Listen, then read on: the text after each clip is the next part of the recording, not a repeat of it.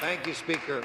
Recently, I've been contacted by several local museums in my riding of Renfrew, Nipissing, Pembroke, who reminded me that provincial funding for community museums has not increased in 10 years. And although our municipal partners have stepped up to the plate on many occasions, this decade-long freeze has severely restricted the ability of our museums, to deal with increased demand and higher operating costs. As with so many other groups in the nonprofit sector, local museums have been doing more with less in recent years, but this is not sustainable. We know local museums play a vital role in keeping our history alive. Without our museums, who will preserve it? Learning about our history is one of the most culturally important things we can do. All this is put at risk if the provincial government continues to freeze their funding.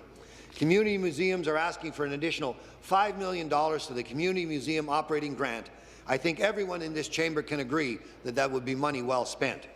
I stand with local museum staff, our municipal leaders, and every citizen who understands the importance of preserving history, and call on the Minister of Finance to include this modest request in his upcoming budget. Local museums are a cornerstone of our rural communities. If they were to disappear, it would be devastating to our small towns and villages in Renfrew, Nipissing, Pembroke, and all across the province. I say to the Minister of Finance, don't let this happen.